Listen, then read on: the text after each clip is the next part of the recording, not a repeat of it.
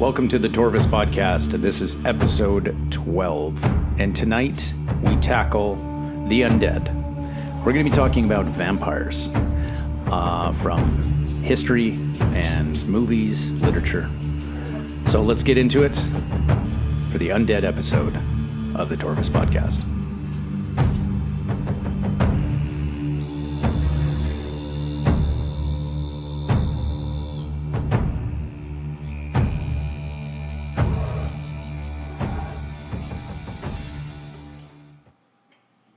Welcome, guys, to episode 12, the vampire episode. Alex and Jason, we are going to be tackling a very vast topic tonight. So before we start, I kind of want to talk about interest in vampires and when you remember your first experience watching or reading about vampires. So, Alex, where were you? I think... and how old were you? I think as long as I can remember, vampires have always been an interest of mine. Halloween would obviously be the first experience of mine. When I was younger, I dressed up as a vampire. It just was one of the monsters that I just kind of gravitated towards. I don't know if it was an easier costume for me to dress up as for my parents or whatever the case was, right? It's not all that difficult to get a set of plastic fangs and a cape and some blood, right? So I think that's kind of the first intro to vampires that I enjoyed being that, monster, that aspect. But I think the first sort of media that I ever got into personally was the first Blade movie. Okay. When I was about 7 or 8 years old. Right. Yeah, it was fantastic, and I really gravitated towards that character, the samurai sort of vampire slayer who himself was a vampire. Really mixing the martial arts and exactly. Very very cool. Set your path in life right there. Yeah. It's a spirit animal. Yeah. The Blade. Yeah. How about you, Jason? What episode are we on now? We're on episode 12. 1, 2, 3. I got it. So Sesame Street? Sesame Street, The Count. I mean, come on, you want to talk about vampires that are early life experiences with vampires? Yeah, The Count. I figured I'd mention him now because no one else will remember to mention The Count. But Count deserves things. He's one of the very famous kind of vampires. And so it's funny how we all have these different experiences. And for me, my first experience with vampires, particularly Dracula, was 1979. And my mom took me to go see Dracula, which was starring Frank Langella. And I remember I'm a small kid at this time. And this is a horror film, rated R. Mom. Yeah, my mom also took me to Alien, okay? Because she thought it was like Star Trek or Star Wars at the time. And she's like, well, I thought it was like sci-fi. And then this thing's bursting out of the chest. So I'm totally scarred because of my mother. But now you're a huge Alien fan. So, it obviously paid off in the long run. It did. So she brought me to that 1979 film. And I remember very vividly the Dracula being strung up on a mast of a ship, and the sun hits him, and it was shocking. Today he'd just be like child abuse, burned into your consciousness, if you will. And so that's my kind of first experience with the whole vampire thing, and I've loved vampires forever. And in my 20s, I studied vampirology. I was like into it, and I had all the books you can imagine, and so it goes back. I'm going to kind of give you guys a prehistory here of vampires. And obviously vampire beliefs and myths emerge in cultures around the world and have been around forever. In India, in China, in Europe, it's just all over the place, in Africa. They all have this kind of creature which is undead, rises from the grave, and feeds off the blood or the energy of other people. So been around forever. However, the earliest known first appearance kind of in written form of vampires happened in 1047, and it was the word upir, which is an early word which really becomes vampire later on. And it's in a document referring to the Russian prince as the upir lichi, or the wicked vampire. And so that's the first recorded word of vampire in literature that we know of. And since that time, there's been all these things throughout history of vampires and literature. Obviously, a big one, which is the most famous vampire of all time, is Dracula. Dracula based on a real person, and which was Vlad Tepes. Romania, and the Impaler. yes, Yeah. and there's a lot of misinformation that's being put out on him because when Bram Stoker wrote Dracula, he romanticized it, of course, and so there's a lot of things that have changed, and everyone, they don't realize either he was a real person or they don't realize actually the history behind Vlad. I kind of want to do a kind of go on an angle here. So there's been a lot of Dracula films. So one of the Dracula films that I really liked was Dracula Untold. That was the latest one with the guy. Oh man, what's his name? I'm blanking on the lead actor there.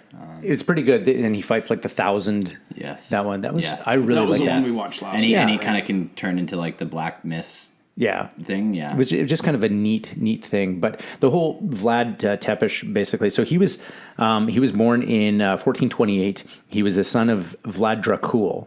So they confuse these two, right? He's the son of the dragon.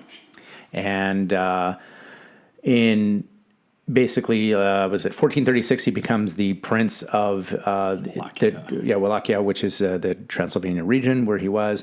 And it kind of goes through there.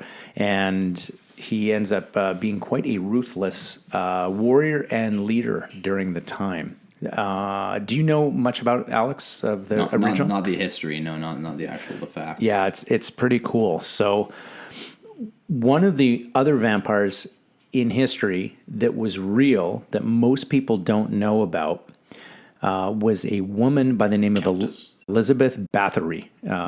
And Jason, do you know who I'm talking about? Yeah. Do you know much about her? I don't. I remember I read a little bit about it before, but that's been 25 years since I've looked into that. Essentially, so this is a really interesting person of history. She was a noble person in the Hungarian region. She ended up killing and was convicted in court for killing over 650 people. Wow. And the majority of them were women. And the reason she got caught is because she started killing nobles. And, you don't kill a noble. No. Right. Obviously, peasants is okay, right? And she would end up killing them, and she would bathe in their blood to retain Putting her. the Bath and Bathory. Yeah, so to kind of keep her youthfulness. Right. And this is, that's how she's connected with that. And so in history, the scholars and things, they refer to her as a vampire, but there's a big connection with her. So she's a really interesting person. So we're talking about kind of our first experiences. Jason's talking about the Count. You're talking about Blade and stuff like that. So let's kind of get into some of the popular culture vampire references that we remember and why we think they're important for the whole vampire culture. There's just so many vampires. There's vampires in the comics as well. They had I think it was Marvel Comics, wasn't it?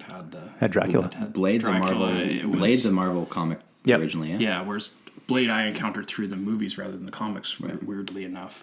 But there was the horror kind of comics that had Dracula and other knockoff vampires that were in there. So I remember encountering that. Sort of wasn't a main collection thing of mine, but you'd keep coming across them in X character versus Dracula or vampire and stuff like that. So I remember that as a pretty early thing. But it's been a while since I've gone over those, but those were kind of cool. And really, the most famous vampire was Dracula by Bram Stoker, and that came out in 1897, and that's kind of what kick-started the popular culture with vampires. Yeah. How about you, Alex? Well, I think one of the more interesting ones that I want to start talking about here is the vampires or vampire-like creatures from the 1954 horror novel I Am Legend. Yeah. Have you guys? Yeah. So that to me, I saw the movie. So that's what they based the movie on? I think it's called The Last Man on Earth. No, yeah. So there's been 3 movies made: The Last Man on Earth, The Omega Man, and I Am Legend with Will Omega Smith. Man. Yeah. Yeah. So they're all kind of based off of this horror novel written by Richard Matheson. And it basically follows the story of Robert Neville, who's the sole survivor of this disease that's turned the rest of humanity into vampire-like creatures. And he, so different stories tell it, or the different movies have told it differently, but basically, there's been a disease that's turned people into these creatures that can't, exist in the sun and who are out to kind of kill him. But what I really like about this particular story is how at the end he kind of comes to the realization, and they end up getting him and capturing him and imprisoning him, and they're going to execute him. And he didn't even realize that they had kind of evolved beyond this monstrous state of just bloodlust and killing. Right. And they had kind of formed their own society and were kind of the new thing. And he was the last human. And that's where the whole kind of movie comes from is, I guess one of his last thoughts is, I am a new superstition entering the unassailable fortress of forever. I am legend. So that was really cool to kind of turn it on its head for me and to say that, sometimes these monster stories are meant to make you afraid of things in the dark, but you get vampire slayers and, we become the monsters sometimes too. So it was just kind of a really interesting story that kind of resonated with me. And I remember seeing the I Am Legend with Will Smith when I was about 15 or 16 in the theaters. Scared the hell out of me. Yeah, that was a good one. And if you go back actually about 30 years from that, in 1922, Nosferatu, which was the German black and white film, which was very popular. There was a couple films before that, but that was the one that really was like the breakout role. Yeah. So the actor, his name was Max Schreck. And Max Schreck played this vampire, this Count Graf Orlok. And this is all based off Bram Stoker's novel. But not. Not. That was the whole thing. It was like copyright. People are really conscious of copyright things these days, but it was like it was Bram a total Stoker ripoff. people wouldn't let them use it as Oh, okay. So they had to go. But it was still like a Dracula story. It's like Dracula, but it's like you can't use the name Dracula. It's like okay, fine. It's Count Graf Orlok. Yeah, that's it. That's the ticket. Yeah, right. And there was a good movie, sort of not really remake, not really sequel, but in 2000 they did, what was it called? Shadow of the Vampire, where they. It's kind of funny because they had it where there's an actor. It's like the making of the Nosferatu movie, so the 1922 silent movie, but in year 2000 they're doing it sort of like a thing of how when they were filming it with the German filmmaker, I can't remember what his name was, and they go to get this thing made, and they're like, okay, well I've got this guy to play the Count, but he's a character actor. He gets really into the role. He'll only come out at night, and he'll only stay in character all the time. So it's a movie about making a movie. And the thing is, it's a vampire playing an actor who's playing a vampire. So it's pretty meta with the thing. And they're like, okay, well this director has found this place in Romania, remote location, where they have to go and shoot the thing, and so they get there with the crew, and it just kind of gets, it's an entertaining retake on the original Nosferatu. So with Nosferatu, there's different types of vampires. This is the ugly vampire, the creepy ugly vampire, rather than the Dracula where you get the suave, sophisticated noble that does a charming kind of thing. This is a different type, and I'm sure we'll touch on different types of vampires later, but it's a good thing you should watch. You want to watch early vampire movies, watch Nosferatu, and then when you want a little bit lighter take on it, watch Shadow of the Vampire. And I mean, that's the thing.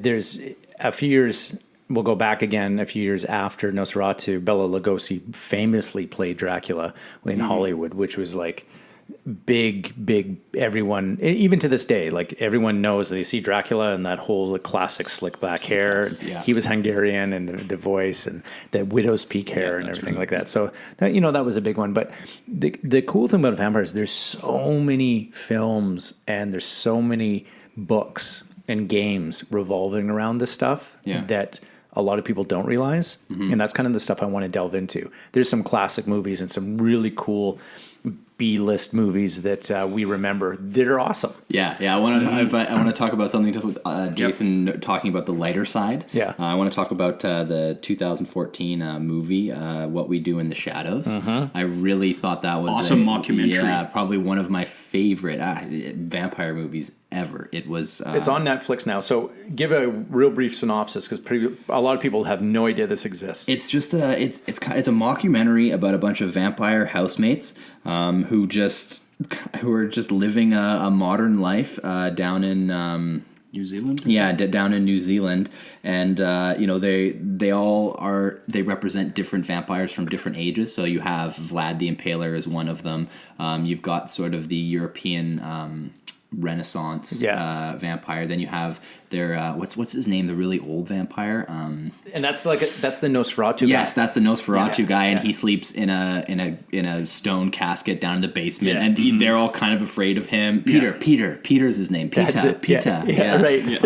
Anyway, and they just like feed him chickens because he's very like savage and monstrous, but he's the oldest. Yeah. And then there's kind of the younger one. I guess his name is Deacon. And anyway, it's just interesting because they really make fun of it, and they go into the dynamics of having roommates and like flatmates, which I also can really appreciate at this point in my life. Right? They have a chore list and who does the dishes, and there's a lot of really you good. You clean up your dead bodies when you're people. And he's like, these bloody dishes, and the dishes are literally covered in blood. Yeah, so it was a phenomenally well done kind of mockumentary series, as well as kind of paying a lot of homage to the various types of vampires that exist out there.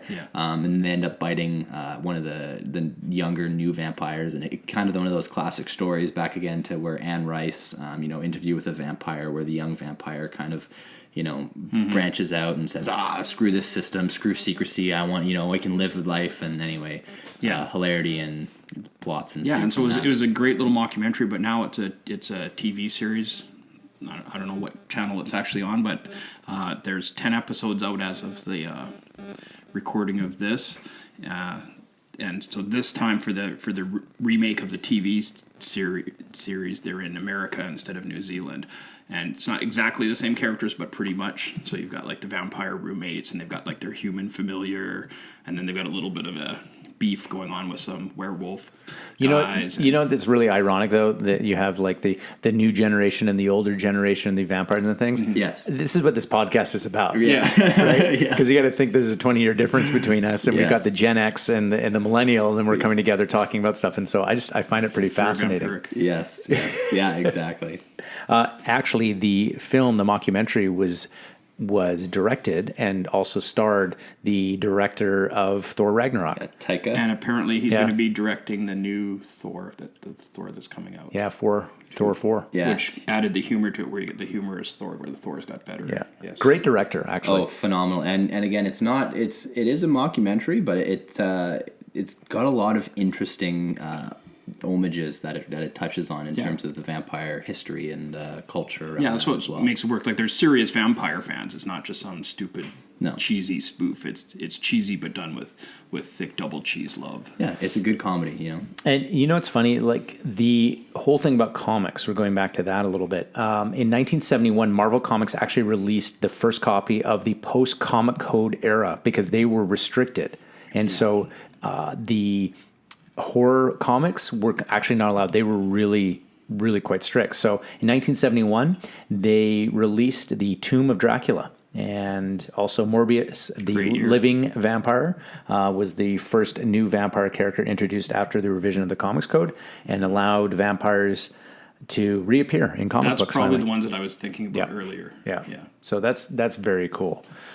And there are a ton of films.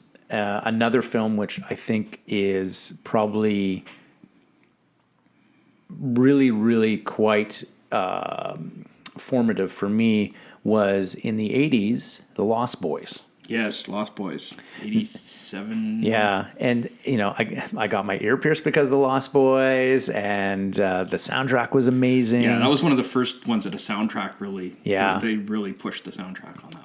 Kiefer Sutherland was Still in got it. The CD somehow. Yeah, and Corey Feldman was in it, and Corey Haim was in it, and there's a lot of really cool actors in that. Yeah, you know me, I don't know actors' names and stuff, but the people that were in that are now big people in movies that you still see in movies, whatever. Yeah, one of the trivia things is Alex Winter, who played one of the small blonde vampires in there. He was the guy who was in Bill and Ted's. The Bill and Ted guy, yeah. So he's in there too.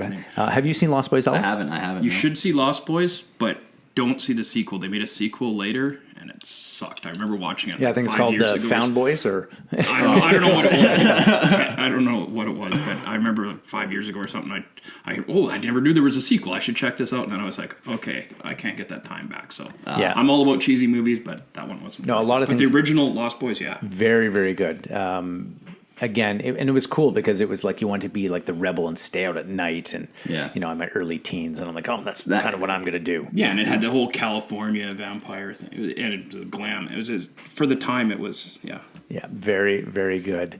And the other really, not a film, but the big one that came out was in 1976 when Anne Rice wrote Interview with a Vampire. Yeah. That was that was absolutely huge. Yes. And she started a whole vampire genre and Empire, really. It's Empire. It Yeah. spawned this entire And it- cult following. Totally. And a lot of there was a lot of romanticized and sexual. It was what I think I really appreciated about her spin on it was the in-depth look at the day-to-day life of what it would be like to be a vampire going Yes. through the ages, Yeah. which is just an incredible thought and really kind of dived into in an in-depth manner in that the book series. yeah. How many books was there? Like 4? No, Did I they think do there's- more. no, they did a Did ton. a ton more. They did and spin-offs. Right? I mean, you had Because I remember there was like Interview with the Vampire, Vampire Lestat, Queen of the Damned. Queen of the Damned, and there was some Armand. Armand or something. There's a something. ton. Anyway, Yeah. So that's great. And they made the film that came out in 1994, which is the film version, obviously, Interview with the Vampire, Yeah, which that had had some famous Tom Cruise guys in it Yeah. and Brad Pitt. And Brad Pitt, yeah. Yeah. So not a great film, but they tried. It's interesting how they butchered her films. Like even Queen of the Damned. You know, Horrible. I liked Queen of the Damned way less than I liked Yeah. Interview with the Vampire. Interview with the Vampire was like, I'd say it's a solid movie all around. It's not spectacular, but Queen of the Damned was like, it was that was a And I like B Egyptian movie, stuff, you know? so I'm pre-primed to like it better. Yeah. But But the problem is during the time, 1994, they're like, we want to make a big Hollywood movie, so let's get Brad Pitt and Tom Cruise, and we're going to cast them. It was poor casting. It's very much Hollywood Right. It was taking Hollywood. the thing and doing their. Today, you know, as we've gone on, directors now get no-name people, or like the talent pool is much larger. So you could, if you were to redo that movie with the right casting, Yeah. they would nail it. Yeah, and I think they'd have to. I liked certain aspects of Interview with a Vampire. They almost captured that lifestyle and going back and doing the different stories and the life of, you know, kind of your mentor and that mentor's mentor. And Yeah. that was cool, that Yeah. concept. But I think it really fell apart in Queen of the Damned, 100%. That was... And if you actually take that book and you fast forward several years, there's a very popular game called Vampire the Masquerade, which was produced by White Wolf. And it was developed by a guy by the name of Mark Rainhagen. And he was a huge fan of Anne Rice. And Anne Rice and the whole history of vampires and living through the ages and different clans. And so Vampire the Masquerade, which came out in 91, I was a massive Yeah, that was a fan. huge thing. Next to D&D is probably the next most influential. Yeah, it was role-playing really big. game. And then that got in not just role playing. I mean, I stuck to the role playing, but there was people that was called LARPing, live action role playing. That's what Vampires what launched that sort of era. I don't know if that's still a thing or not. But Yeah, well, the LARPing thing came out. I think it was like just a couple of years later, actually. yeah, but do 94. you remember seeing people going around in dress and uniform and Yeah. it was all hand signals and stuff for the rolling of the dice. It was very, very interesting time, and the whole genre behind Vampire the Masquerade, like the history it's pretty in depth, like D&D, right? They have multiple books. And they talk about the powers of the vampire and the different clans. So I'm very curious if the listening audience remembers that, because I don't think a lot of people played it. But Well, I think the listening audience is pretty cool. I think they're the kind of people Well, that would. you And never if they're know. not, they're probably going to get caught up on it because Yeah. they like cool. And now, I mean, you've got games like Magic, the Gathering, where they have a ton of vampire stuff in it. And I think, Alex, you said that one of your first Magic decks was about vampires. Yeah, my first time I ever built like a themed deck or like a deck that really came together was a vampire deck. I sort of played a little bit when I was quite young. My stepdad introduced me with some of the original cards, but then when I started playing again was when they released this fantastic set called Innistrad, which was basically based off of old school horror. Yeah, so And the vampires, ghosts, werewolves themed. And I got a couple of those vampire cards and just sucked me right back in. It's kind of your destiny, starting with 7, 8, being allowed to watch vampire movies, and then it got me into the martial arts, and then into the Magic the Gathering. It's like, there you go. Yeah. Very cool. History written in blood. Very influential. And I just want to talk about another, one of my favorite, if talking about something that's not a movie, there was a series of video games called the Elder Scrolls, which was kind of an RPG series, and they had a vampirism in there. We talked about that in our last episode. Yeah, Elder Scrolls, right? Elder Scrolls, yeah. So it's the same game, but there's one vampire in particular that always kind of stuck out in my mind. And it was Vincent Voltieri, and he was kind of the leader of this Assassin's Guild that you joined. So you join an Assassin's Guild, and the vampire, he turns out to be a leader. Anyway, he can make you a vampire later on, but just a really interesting character. And it's funny because they talk about the differences of all the types of vampires that you see, and garlic, crosses, holy water, what the weaknesses are and aren't. And in Elder Scrolls, they didn't really, it wasn't holy water, it was just kind of fire and silver and more basic elements that a character would be able to get a hold of in that video game at the time. Right. But this character they specifically made allergic to garlic to do a throwback to the old school vampire. Yeah. So there's a point there where you have to, and you end up having to take him out, and you can actually you use your pickpocketing skill and put a piece of garlic on him, and then he has it because he's a 300-year-old vampire assassin leader, right? He's quite a difficult guy to take down, but you end up having to slip him some garlic. Either in a potion that he drinks, or you can put it in his pocket, and it weakens him through the whole fight. And anyway, I just thought, in terms of a character, he definitely resounds with me as kind of that old school Venetian style vampire. And that kind of actually leads me into a Dane's Dungeon thing here. So Dane, obviously, for those of you who've been listening, was a friend of ours, passed away a couple of years ago, and this is dedicated to him. So the Dane's Dungeon is the what we find of cool shit and bullshit in our particular topic that we're talking about. So what I'm going to talk about today and propose to you is vampire weaknesses. I'm going to say a vampire weakness, and I want you to say cool shit or bullshit. You ready? Yep. Okay. Right. So let's start with a classic. Garlic. Cool shit. Depends how it's used. It could be cool shit or bullshit. When you were mentioning the thing about the video game thing with the garlic, I remember in Lost Boys, they have one of the vampires is when they're invading the house there, and they've got a bathtub filled with garlic cloves and stuff, and he's like, "Oh, the garlic doesn't work. Garlic doesn't work on me," and it's like, oh, okay, because some of these things are myths, and it's like, okay, and then the dog comes in and knocks him into the bathtub, and it's filled with holy water. So the guy's like, ah, it's like acid and stuff. So yeah, but sometimes the bullshit. What I'm saying is sometimes the bullshit can be cool shit. So even if it's not a real weakness, just the illusion of a weakness. I think that because doesn't garlic have an inherent property of cleansing your blood? Doesn't it? There's something there. There's something that garlic actually, if you eat garlic, it cleans out your system, and I think that's why garlic is a weakness to vampires, because vampirism is like a disease in your blood. And so anyway, I think it's a cool thing personally. I think it works. What about you? It's not the coolest, but it's all right. Yeah. See, I'm calling bullshit on this one. Yeah. So all of my weaknesses, everything I'm pulling is from kind of the Vampire Masquerade stuff. Right. So garlic, total bullshit. Right. It's a plant. Not going to do anything for you. So that is total bullshit. Vampires are way stronger than that. So that's gone. Okay. Next one. Holy symbols. Oh, that's bullshit.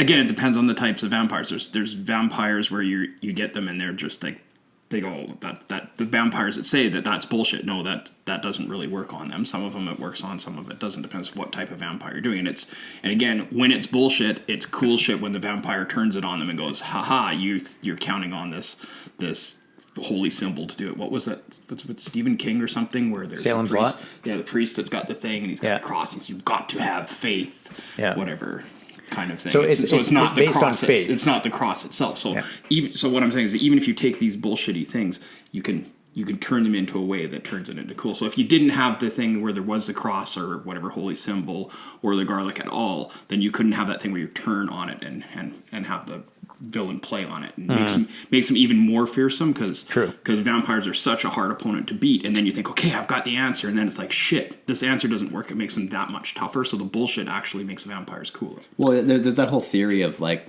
why vampire myths existed, right? It'd be easy to blend in as a vampire if you said, oh, you can't see us in the mirrors.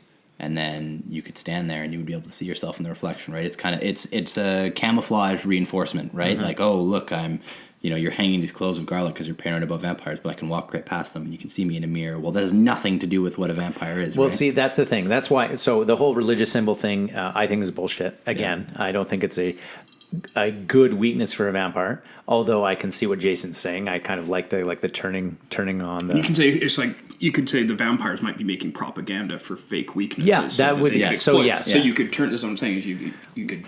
Right, and which would bleed into the next one. So, as a weakness, not seeing your reflection in a mirror. Now, that is based because vampires didn't have souls, and if you have a soul, your reflection is caught. That's where it comes from. So, Yeah, but lawyers, you can see lawyers in the mirror. oh my god, awesome, so good. So that's awesome. I think that's bullshit too. So the whole mirror thing.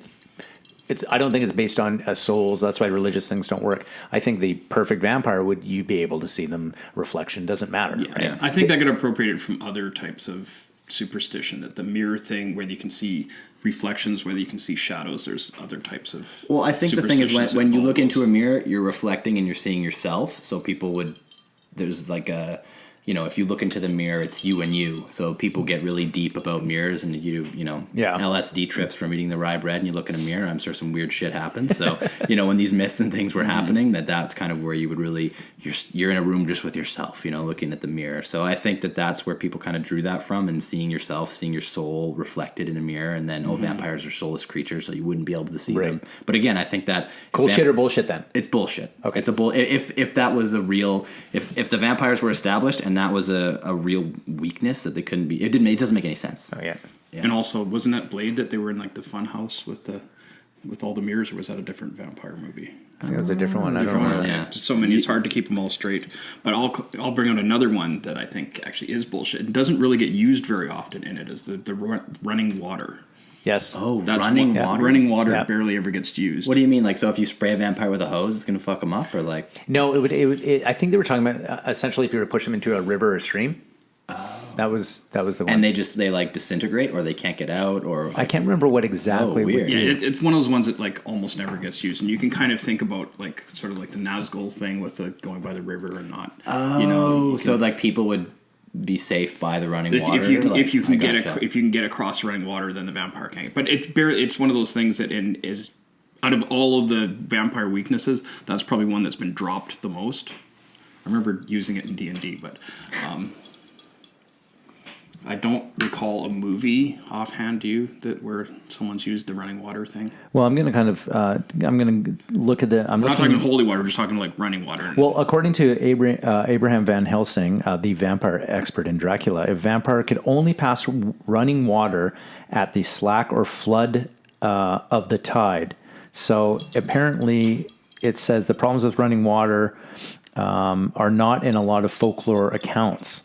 So it only shows up in some literature. So that's very interesting. Yeah, so I would say that's the most bullshit of the ones, but it's also most people have agreed it's bullshit. Hence, they haven't used it. So. They talk about silver a lot. That's kind of a 50-50. Some vampire literature doesn't even talk about it. I think silver's total bullshit. I think it's lazy because silver seems to be a crippling thing for a lot of undead. Werewolves, whatever, but yeah. werewolves is the thing. Yeah. That's the one. That's what it is. Werewolves and silver. That's You're saying they're established. stealing their theme. That's like so how do you make an all around vampire hunter compete with this stuff? Well, he just got silver shit, and that's like that's weak to me. That's not you got to pull something else out of the utility belt. I don't think that's gonna cut it for me. Silver's out. How about you? Silver out? Silver is better as a theme-oriented person. I think it's better to say, okay, the silver can go to the werewolves and leave that as their thing. Yeah. And I did like the Blade things, and they did tons of silver stuff, did, right? Like yeah, they had that's true. they had the silver stuff they put into the little flakes they put into the air. They had the silver bullets, which were just scragging guys left, right, and center. Yep. But, in order to have the action thing, I guess they could have used wood bullets or something. Yeah. But Stakes. and they had all the like silver stakes and stuff. So I think they overused the silver, and it's better to use it. So it's probably they did it in a cool shit way, but thematically it'd be better to put that into the werewolves and not use it for the vampires. Well, speaking of wood, how about stake to the heart? So they say that if you take a stake, a wooden stake, and put it in the heart of a vampire, you kill the vampire. Yeah, that's cool. That's classic. I mean, you almost can't have vampires without that. Cool shit or bullshit? Cool shit. I think it's cool shit. Yeah, I think the stake is a good way to kill a vampire. I think it's just so ingrained in the history when you think really old school vampires and that go back to Dracula. Yeah, and you're doing blood and you're doing heart. So I mean, there's an actual, if you want to go with magical connections and stuff, there's things there why it would. Yeah, the blood is what fuels the vampire. And so you want to kill a vampire, you have to kill the heart because it stops their blood potentially, right? Well, Something like that, right? But the heart doesn't beat, right? No, So but it's the blood is moving throughout the body through osmosis. Right, but you're looking at it scientifically. But of course I am. Yeah, of course you are. Right, and I don't. That's why I think that stakes are bullshit. It will immobilize a vampire, but it's not going to kill them. Yeah, because there's the thing where you have the stake in them, and if you take the stake out, then they're back in business. Yeah. Right, or you've got the ones that just are staked and then they're gone. Like Right. that's the thing is vampires are really cool because there's so many different takes on the vampire thing where you're like, okay, stakes are a thing, but how does it work in this particular sub mythology of vampirism? So the stake to kill is bullshit for you, but a stake it has an effect on a vampire because it's still a weakness. To immobilize. Yeah, so I'm going to say to immobilize, yes. To kill, to no. Gotcha. Which leaves basically two main ways to kill a vampire. Fire, sun. Yeah. So let's talk about the fire first. So I wouldn't say it's cool shit, but I mean, like, yeah, fire is pretty much going to destroy anything. Yeah. So yeah. Well, and I mean, but also too, there's different levels of vampirism weakness to fire. Like some of them, you hit them with like a flaming arrow, and they're like made out of gasoline. You know what I mean? Yeah. So that's interesting to me to say like that they're even more weak than a normal human would be. Mm-hmm. So I think that's cool. I think that they should have a particular weakness instead of just you have to burn them fully because fire messes up people, but it's you can't just take a lighter to someone and then they go up in flames, right? I think vampire, you can there's certain myths that they're particularly weak to fire. Yeah, but I don't think they are separate. I think they're related because fire is just a lesser form of sun. Sun is the big fire, right? So you've got fire as a lesser sun thing, so it's the same weakness. Well, I guess the sun. Sun like is the like sunlight. super fire. So if a vampire sees the sun or it gets put in the sun, they burn, and then they eventually will be destroyed. That has to be that way, unless because you're that's doing part of the most bullshit vampire movie ever, which is fucking Twilight. No, we got limits of bullshit here, even though we're talking bullshit. Now we will mention Twilight only as a thing that is complete bullshit. and utter fucking bullshit. Okay. These shows we should be able to go on a lot longer for the shows. We can't. We have to cut time for something. Let's not waste any more time than we've already spent too much on. Fair enough. I agree. So sunlight, we're gonna say it's part of the mythos. It's cool shit. Very cool shit. And it plays off the fact that vampirism is a curse. It can't just be all awesome things, drinking somebody's blood. Like that's, there's other ways to get blood from somebody without killing them. So it has to be a trade-off for immortality and never being able to go out in the daylight. That's pretty huge. So I think that is a cool shit and really shapes a vampire to be what a vampire is. To me, if a vampire can't go out in the sun, except for Blade with the Daywalker thing, that really. But that's an shapes exception, it. right? So it's still. And he's not a full vampire. He's a hybrid. He's like a half human, half vampire. Yeah. But it's the forces of light versus darkness, good, evil. I mean, it fits just so well. Now, also, there's one last thing that I can think about for vampire weaknesses is decapitation. Yeah. So, again, but that's kind of, it's not like a zombie thing where a headshot, like you can shoot a vampire in the head and he'll recover, but the full decapitation is he's toast. But a full decapitation of any monster in mythology usually is the killing blow. Unless it's a Hydra. Yeah. But vampires have that regeneration, you know what I mean? But also, like, you could cut off a vampire's arm and would it bleed out? Like, they don't, no bleeding, right? So that's cut the head off, I think that's probably. Yeah. For most of them. But one of the things that due to time constraints, we didn't get into in the monster one, in the D&D monsters, there's a particularly cool version of a vampire in Fiend Folio. Yep. I can never say the damn name right, Penhagelon or something like that, where it's this awesome Eastern European vampire. And so what it does is, again, you can't see me do my hand things as I want to do, but the head detaches from the body and then all the guts and stuff are hanging from the head, pulls out of the body, and then there's all the guts, intestines and stuff are hanging from the head, and the head is the vampire that goes out and hunts, flies around and goes and hunts people, and the body stays there, and then it comes back and joins in with the body. Really cool cool, weird vampire, so decapitation. Not going to work in that particular case. Interesting. It's very funny because in the early 90s, there was a humongous resurgence of vampires. There was movies coming out. The Vampire the Masquerade came out, television shows, and one of my favorite television shows, which not very many people know about, was a TV show called Forever Night. I haven't heard of it. No, never have. I bet a lot of people haven't. It was filmed in Toronto, and it was during the 92-93 kind of television series that Forever Night basically emerged as one of the more popular late-night alternatives to talk shows. And the story was built around a guy by the name of Nick Knight, and he was like an 800-year-old vampire. And his current role was he was a cop detective. He was a policeman. Yeah, he was a detective for the Toronto Police Force. Toronto. Yeah, and he basically was essentially just this cop who ended up being a vampire, but he had this moral code, and he would use his vampire powers for good. But he had a couple vampires who lived in the city with him who were like, "Why are you doing this stupid police work? And like, just kill people and just be done. You know what you are." And so it only lasted for one season, but absolutely hilarious. So, but you kind of remember that one. I remember it because I had a friend that watched it all the time. I probably saw a few episodes, but that I somehow never got into that one. Yeah, it was, there was another one that was much bigger. What TV show? Buffy the Vampire Slayer. Now, there's a Buffy movie which came out earlier, which is sort of so-so, but the series is utterly amazing. Why is it good? Because it's got so many things in it. It takes the vampire bits and it turns them on their head. It does all different kinds of vampires and plays with them. Like, there's so many episodes. There's 7 seasons. So there's we could do 2 episodes just on Buffy, but we can't. So, but even just the original, the first thing is you see the poor little blonde girl walking down the alley being stalked by these vampires. Oh my God, she's in danger. And that's now the hunted becomes a hunter, and she's out there kicking vampire ass. So it took a lot of those tropes and just turned them around. Had great humor, lots of good lines. They had things that you can't predict that are going on. You think, oh, this guy's a big bad villain that they're setting him up here, and then then this other thing happens where it's changes it, and I didn't expect that. And I'm pretty good at predicting what's happening in shows, but Buffy had some good surprises and great dialogue, great characters, good variety of different things. It was like the X-Files too. You had your sort of mythos things, and you had your little monsters of the week, and you kind of had that high school growing up kind of thing, coming to terms with your bit. And then it had the spin-off of Angel, which went several seasons also. So Angel, Spike, one of the most awesome vampires ever. The Master, again, different types of ones.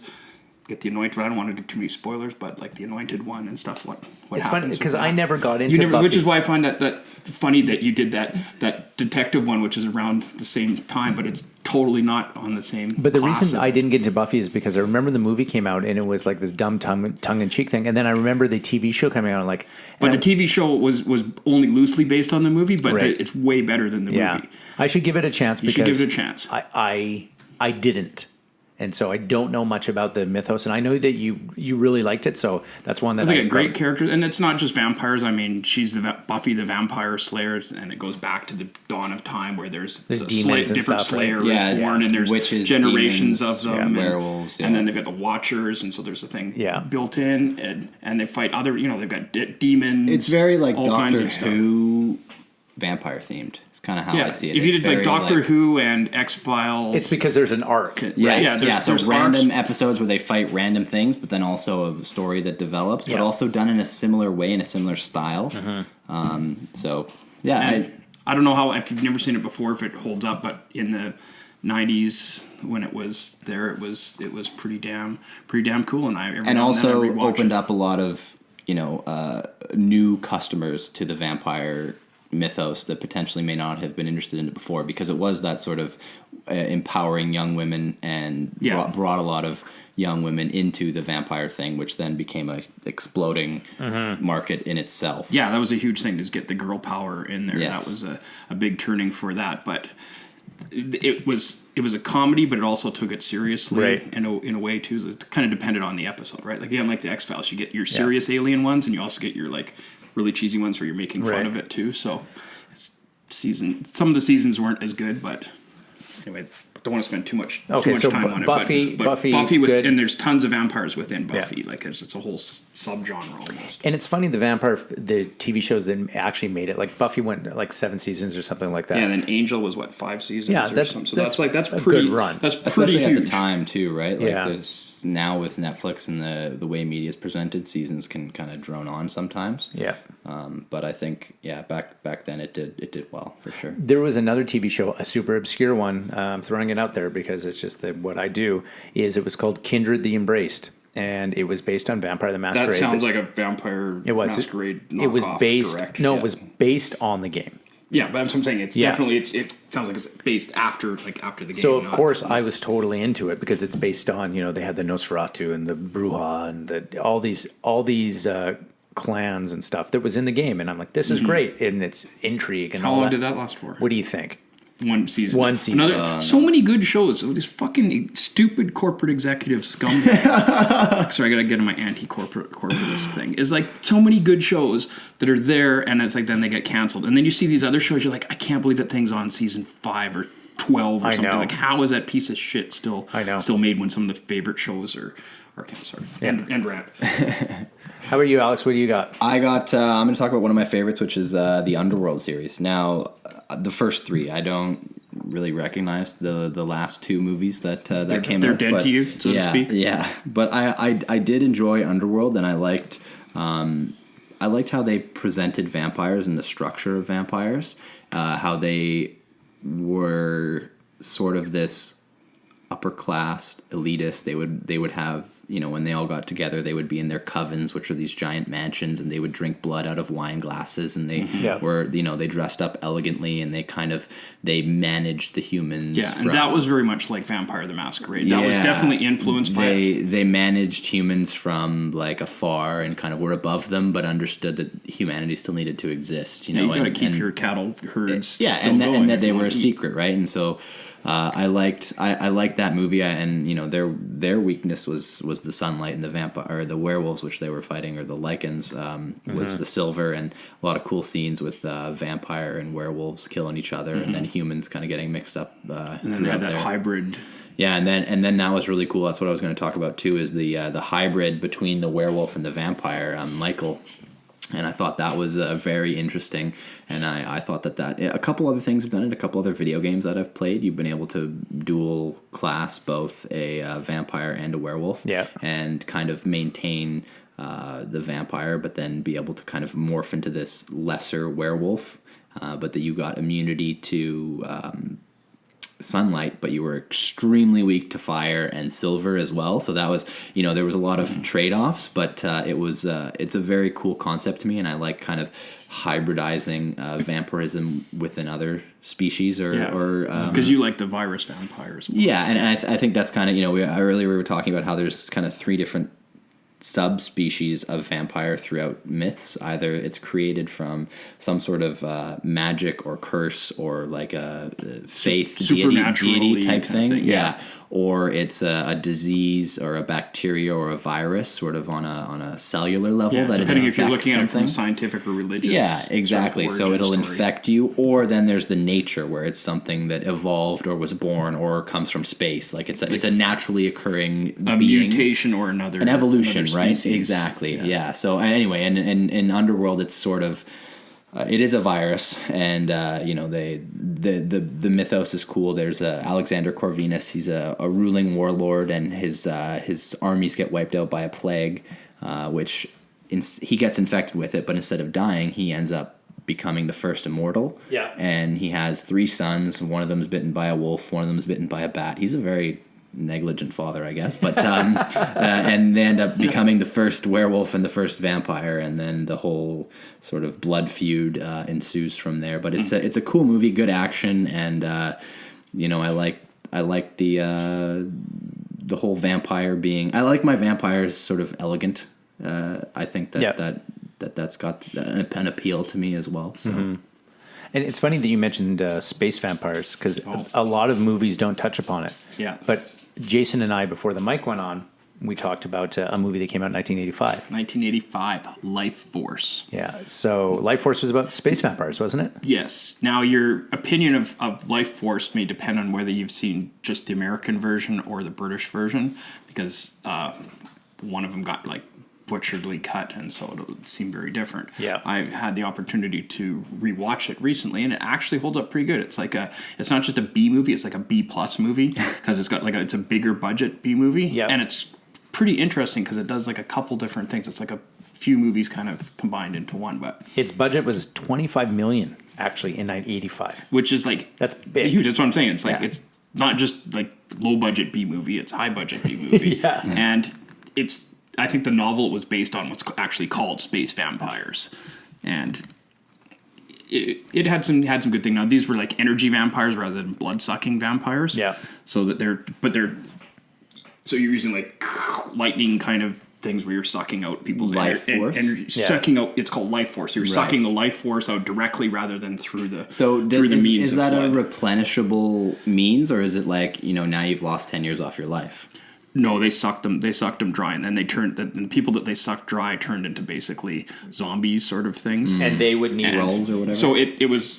they would need to end up Yeah. taking the life force of We someone gotta else watch this. to I think fill you'll them up. think you'll enjoy very it. cool. Yeah, it was a neat film. It was a neat because it's not like other things. So it's in some ways it's like an alien invasion movie. In some ways it's like a zombie apocalypse movie, and sometimes it's also like kind of a hunt down the missing one because it's got this naked chick vampire is the main villain that they're chasing, and it's like, so you got the NASA guys and then the British space guys, and it's got space shuttle, and it's got a bunch of things that are just a little out there for not being the usual for. But we don't those have a kind lot of movies. sci-fi vampire. You don't have a flicks, lot right? of sci-fi No, vampires, and that's something that So if you want vampirism- something a little different, Vampirism tends to be that more occult, supernatural, religious style of myth. But yeah, that's cool that it's such a popular thing now that eventually you're going to start to see space werewolves and vampires. And yeah, stuff that like you'll too. get the different things there. So another energy vampire, there's not really a lot of things like that. There is another weird 80s movie called The Keep, and I've talked about when you want to get good villains before, when you need a irredeemably evil villain, who do you throw in for people to kill? bad guy. What's a good bad guy human villain to throw in that no one's going to care if you killed him? The priest? Prisoner? I don't know. Nazis, man. Oh, Nazis. Wait, they use a Nazi to fight this? No, it's a really weird movie, and it's too bad it kind of has a sordid history where it never really got totally made the way it should. So it's a cult classic, but it's kind of a butchered thing of what it was supposed to be. Again, it was based off a book, but they were making the movie, and then the special effects guy died during the making of the movie, and then they didn't get the thing done right, and they changed it, and so it's a gem in the rough. But anyway, it's really kind of weird. Cool. But the concept is you've got this keep again somewhere in Eastern / Central Europe, and now it's actually Romania, I think. And Of course so it you've got Nazis that are in there, and then the Nazis are they're the big evil guys that are taking over this keep in this village, and then there's this ancient evil that resides in the keep, and so it's like the evil of humanity versus the evil of the supernatural. So I guess in the book it was more vampire-y, and in the movie it turned into some weird cheesy kind of thing that didn't quite work out, but it had the potential. It's one that if they did a remake, they could do something really good. I haven't read the other books because I guess there's a series of where this goes, but just having Nazis versus vampires, and then they get this Jewish scholar guy. They get him out of the prison camps to come and translate this thing, and then you've got possession, and it's just kind of weird. Plus, you see but they're energy vampires. It's like lots of wind and lightning kind of things rather than blood sucking things. But vampires slaughtering Nazis, I approve of that. Cool. I thought about another thing I want to talk about here with the vampires is there's that rule or weakness where you can't go into a house unless you're invited in. Yeah. So do you know what the deal is with that? Like, why did that become a thing? Was that another? Well, you could take that back a long way, because like rules of you can even go back like into the Greek thing about hospitality with Zeus. One of his main aspects was sort of a god of hospitality and stuff. So like there's a thing where you invite people into your home, and lots of different cultures have this, that you can't kill someone if you invite in, or the people that you share break bread with, or just, what do they call it, share salt or something. What is that, that phrase? But there's things that when someone's in there, then you lose power. Again, Lost Boys had that with the older guys in the house. When you invite someone into the house, even though the vampires have the weaknesses, right? That was an interesting take, that by inviting them in, some of the weeknesses no longer apply, right? Because you've invited hospitality. Yeah. So hospitality is sort of like, it's a semi-divine kind of thing, that it's sort of like oaths have sort of power. Yes. You know, when you make an oath or a vow, or you promise to do something, breaking a promise kind of has magical power. So giving hospitality sort of has a. And I think one of the things is you got to think that where these are coming from, villages and stuff, that the villagers needed some safe ground, right? Yeah. Because vampires are stronger, they're faster, they can fly, they do all these hunt you things. down in the night, but if you stay in your house, then you're safe. So I think it's kind of a plot device. Yeah. Where these faster, clever, hypnotic creatures. Why haven't they taken over the entire world? Yeah. Why don't they just walk into everyone's house and just kill everyone? It's like, that's why at night everyone would shut their doors, and the stranger would come into the village and no one was coming out. And why is everyone inside? What's going on? Yeah. Right. But that's also where you get your cross. I know you're talking about crosses and garlic before. I mean, that's where you can get the visual thing, right? Like the hospitality thing is sort of a concept, but then you hang crosses on the walls and you put up the big things of garlic. You get a visual thing where you can see, it's for people having their own sense of safety. Yeah. And I think, to be honest, the best horror plot devices are the ones where you're not safe in your home, and it doesn't matter where you go. Just when you think you're safe, then. And I really do like. I'm kind of going on a tangent here, but I really like monsters and villains that aren't, like, what are their weaknesses? Oh, none of the traditional stuff works. Yes. That's why I love Hellraiser so much. Mm-hmm. And there's at one point in one of the episodes where. So this is so good. So Pinhead comes in, he appears out of this kind of statue thing, and this dude, he's a nightclub owner. He goes, "Jesus Christ!" Right, and then Pinhead goes, "Not quite." It's stuff like that. Yeah. And there's another thing where they uses a cross, and he's like, "How quaint!" Right, like where your faith is not going to save you. Yes. So you need something else. Yeah, which is very interesting. Yeah, I like those kind of plot devices. So, and one of thinking about now, kind of going back to Dracula, one of the best actors to play Dracula was Gary Oldman in Bram Stoker's Dracula. That was the late 80s. That was late the 80s or 1991. That whole very late 80s, very early 90s. That was 91. Yeah. 91. So he played. That was fantastic. That was the one with the cool red plate mail, the Maximilian. Yes. Yeah.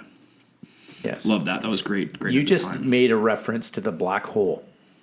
Oh, Maximilian, that's also Black Hole too, Yeah, because there was a red armored robot in that. Yeah, but that's a specific type of plate mail with those things. It's Maximilian. Plate armor. It's Maximilian. Excellent. Plate, okay, there we go. I just looked up the actor from Dracula Untold. It's Luke Evans. I thought he did a very good job. Yeah, well, and those two movies, it's Bram Stoker's Dracula and Dracula Untold. Yeah. Those are two good ones to watch together because they're sort of the same but sort of different. They're two different tellings of the same vampire. Like they're both Dracula, but they're different takes on Dracula, but there's overlap. Did you guys see Van Helsing?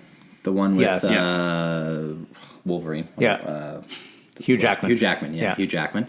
That was a weird movie. But when I was younger, I quite liked it, but I have a hard time watching it now. It's definitely more on that B side of movie. So here's the thing about movies, and we talked about this in the Torvus podcast. You remember things from your childhood, and they have a special place in your childhood. Yeah. When you go to revisit some of these things, because you have matured and aged and experienced good things. Yeah. You go, why was that so horrible? So sometimes you should not revisit because your memories are better than reality. Yes. Yeah. Sometimes they hold up. Sometimes they're better. Sometimes they're like, oh, good, I should have just stayed with the memory because that was fucking horrible. Because obviously where you were at the time when you're watching it is what makes it remarkable. Yeah. However, we have watched films and reread books and stuff that be like, wow, that held up really good. Yeah. Like when we watched, what we just watched? They live. They live, yeah. They live held up remarkably Yeah, well. it was good when we watched it. Now later is like, yeah, and I can Even more. even more because it's more relevant to today. Yeah. So sometimes that stuff really does hold up well. So And Yeah, but it was an interesting take on Dracula, how he was just trying to, with his wives and trying to procreate, and that was kind of the whole plot of the story, was that he just wanted to have a family, which was, it's kind of a joke, but yeah, that was an interesting take for me. So I'm going to do a weird thing right now. We're going to do a round robin. And what I'm going to do is, this is going to be spur of the moment. Okay? You ready? Yeah. This is what I want you to do. We're each going to go around and you're going to give me a name of what you think a vampire name should be. Ready? Yeah. That's what it is. So I'm going to start, okay? And it's going to get easy, and then it's going to get hard, and then it's going to be ridiculous. Ready? Here we go. Vlad. yeah, thanks for Damn it. taking. Why did he go first? I suck with names. I'm going to go with, I'm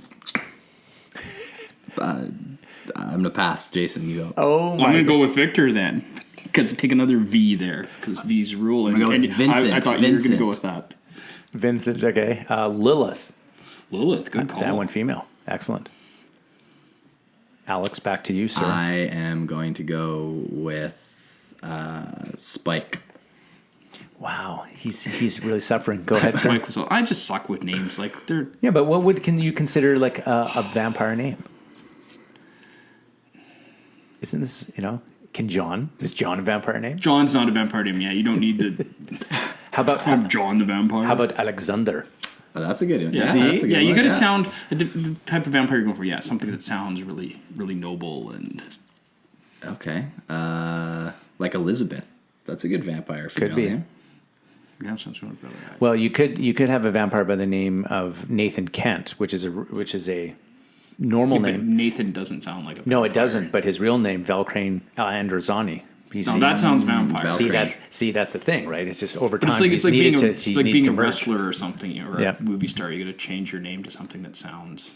It's really weird as Vampire-y. what we remember. So that name actually comes from when I played Vampire the Masquerade 25 years ago. And So, what were some of your vampire characters named then? And why should this still be in my head, right? Because it means something to you. Yeah, it's crazy. So you've got Jan Sobashi, and she was a Japanese vampire who was an assassin. You've got people. You've got a magic user by the name of Rohan Thak. You've got a Bruja, which was basically he was a gang leader named Austin Steele. You've got an old English guy named Manfred Sheffield, and he was that's cool, so. yeah. And these are all. Was he like a butler vampire? No, he was just like this corporate dude, right? And it's like, why would I remember these things? And I think what people should do is, if they haven't, not that they need time to play a role-playing game, but even the books themselves, I think, are valuable to pick up and read, just as literature, because it's super interesting. It's kind of like picking up a D&D book. If you have no intention of playing D&D, but you're interested in folklore and dragons and things like that, then it's a fantastic thing to pick up. And there's hundreds of books. And in fact, that's why one of the reasons Vampire was so popular is they're designed to also be read. They've got the little stories and stuff in them too. They're designed not just to be played, but if you're looking for a game that you don't even use as a game, Vampire is a good candidate too. And I think this is kind of this is me bolstering the whole role playing kind of genre. I think that when outsiders are looking at the whole RPG thing, they just think it's like a paper board game kind of thing. You make up a character and you sit around a table, but they don't realize that there's millions of words written on paper that have shaped this genre over 45 years. Yeah. Yeah, and it's not limited to the game. Like all of these shows and stuff that we're talking about, like I was talking about Buffy, it's like, yeah, that's influenced by the game. The game comes out, it changes the way that people look at vampires. Your underworld ones that you're talking about with like the nobles at the table and the blade guys, again, they had the boardroom kind of things that Vampire Masquerade really, it has such big influences on whether it's books or films or TV shows or now video games. Like you were talking about the video game, a lot of people, I guess, for their entertainment get things out of video games now, and all of that's coming from there. And the importance of role-playing games, I think, is underestimated by people who aren't I think gamers. what it does is it inspires you to be creative, and that's what gets overlooked at a lot of times, is that everybody who's involved in a role-playing game, not just the person that the dungeon master or the person running the scenario. It's everybody involved has to bring something to the table and has to partake in it, but it's more than just rolling the dice or, going around your Monopoly board game. It's, you're asking people's questions and they come up with an answer to problems in their own unique way. Yeah. And then the character, what the cool thing is that there's a reward basis based off of how you answer. So you start to build this character who really is able to handle problems in a certain way that you may not even be able to handle in your own life currently. And it can kind of open up and allow you to explore these other possibilities or this other way of being. If I am a big, strong dude, if I wanted to play a game and be a smaller, weaker person, I might have to handle my problems differently, right? Yeah, so then you explore that. Yeah, so it's an interesting way to open up your mind, get you to think differently, and see the world from a different pair of shoes or whatever. Yeah, and that's kind of, I think we should do a future episode, not specifically on different role-playing games, but role-playing itself and like the benefits for it and kind of how it's shaped us over the years. And I remember, here's my shout out to a couple childhood friends, but Callan Tay and Eli Easton and Misty Hurst and Jeff Stott and Liam Gorman. These were all people that we end up playing and every week, and that's what we would do. And a lot of my friends were going out drinking, and that's kind of what we did, and it was super cool. And problem solving, and I'm going to admit it now, and here's the ultimate geek thing I'm about to say. In my profession, and I'm putting quotes around I'm a professional now. My experience from role playing when I was a teenager and in my 20s actually helped me with jobs. It helped me with problem solving. It did amazing things. Creativity. I run into a ton of people that have zero creativity, and they're part of this machine. They're in the cog, and they're just like, I go to work, I do this. I go to work, I do this, and then it's just like, where's your spirit and where's your life? Yeah. And I see it. They're like empty souls. Yeah. And that's not what I am because of all the stuff that I've done in my past and this weird stuff. This geek stuff, it's awesome. Yeah, and I think another great thing about it too is it kind of allows you to explore failure as well, right? And sort of you can be attached to this character, you can be attached to this thing, you spent a lot of time in it, and then without actually having to go out there and worry about confronting someone in the wrong way, you can kind of role play it and see where it would go. But they talk about the benefit of role playing, and I'm not just talking about role playing games. I mean, like in a job that you have, they do role-playing sessions. It's like, you're going to be the boss. I'm going to be the person who's irate.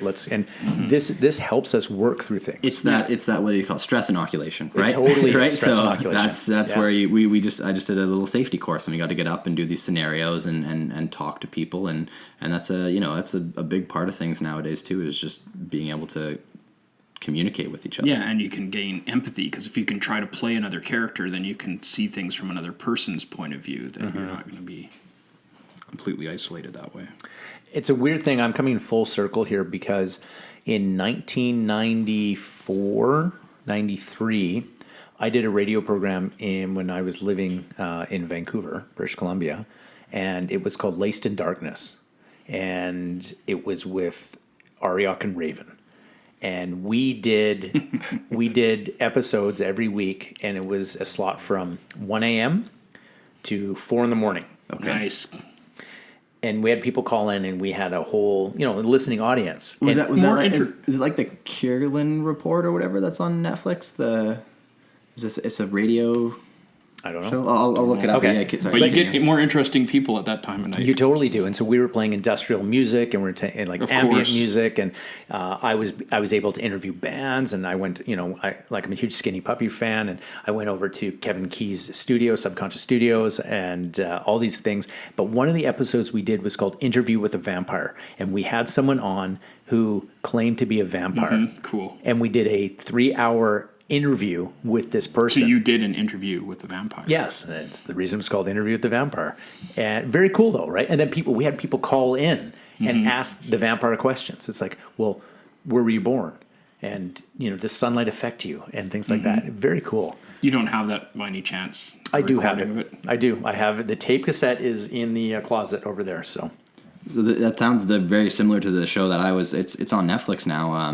It's a sort of a sci-fi horror show. It's called the Kierland Frequency, and essentially exactly what you're talking about. It's at the midnight hour, a lone DJ broadcasts the strangest and scariest tales from the outer edges of the city, a lost city somewhere in Argentina.